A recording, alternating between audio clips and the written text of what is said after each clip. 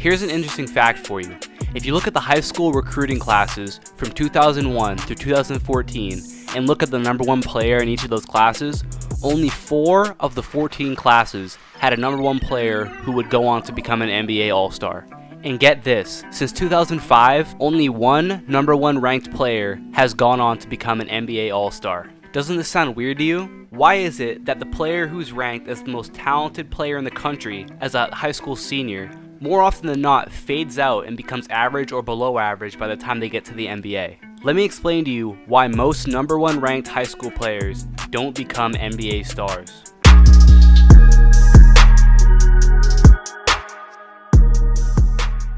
What's up guys, Ethan here. Today I wanted to talk about why most number one high school players don't become NBA stars. Now, I was sitting around and I was actually taking a look at the 2019 basketball class just to see who was ranked where, and that got me looking back on some of the prior draft classes that we've seen. And I started to realize that a lot of these guys who are ranked number one as high schoolers really ended up being average or below average in the NBA. Oftentimes, they were even out of the league after a little bit. So it got me wondering, why is it that guys who are ranked as the best player in the country as high schoolers often don't even become NBA All-Stars, and sometimes not even NBA starters? So I decided to take a deeper look and bring this to you guys to kind of explain why this phenomenon happens. First, let me list off every single number one prospect since the 2001 high school recruiting class to the 2014 recruiting class. 2001, Eddie Curry, not an All-Star. 2002, Amari Stoudemire, he was an All-Star. 2003, LeBron James, enough said. 2004, Dwight Howard, he was an All-Star. 2005,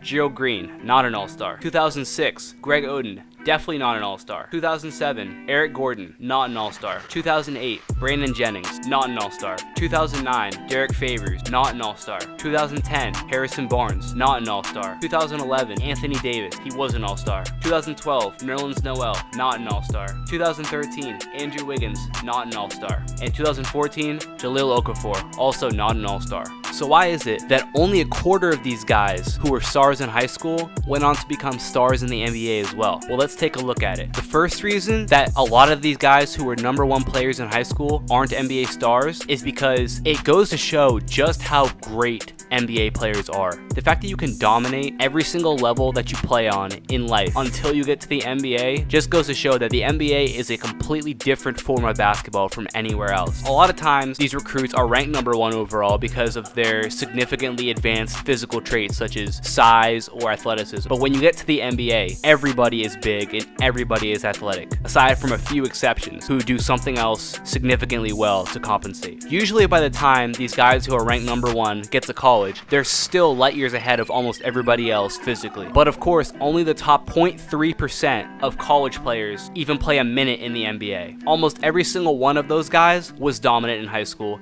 and almost every single one of those guys is an athletic freak as well. But we already know that the NBA is great. We already know that there's a ton of players who are really good at basketball, and a lot of guys who can jump high and are big. So what's the real reason for this? Why is it that guys who are bigger, faster, stronger than everybody in high school aren't like that when they get to the NBA anymore? Well, I think that this shows that the most important development that happens for basketball players happens after high school. Like I said, most of the time, these guys who are number one players are ahead of everybody else in their class physically, and they just are able to dominate strictly because they're more advanced than other guys. However, a lot of guys will go into college ranked lower or even not ranked because they need a year or two to develop and grow into their bodies and become physical freaks. Many guys will enter college as average players and will leave as significantly better players because they had 2 years to develop. In fact, let's think of it this way. Take yourself. Now, if you've graduated high school and you're a few years removed from that, think about yourself back then compared to now. How much better are you at life in general? Probably a lot better. In fact, I bet if we took everybody who's watching this video right now and we sat them in a room and we looked at where they were 5 years ago and where they are now, we'd see that everybody develops at a different rate. Some people 5 years ago might be in the exact same spot that they are now, and some guys 5 years ago might be light years ahead of where they were then. It's the same way in basketball. In fact, sports are really the only profession that we place a significant relevance on how good somebody was when they were 16 or 17 years old. In every single other profession, the only thing that people care about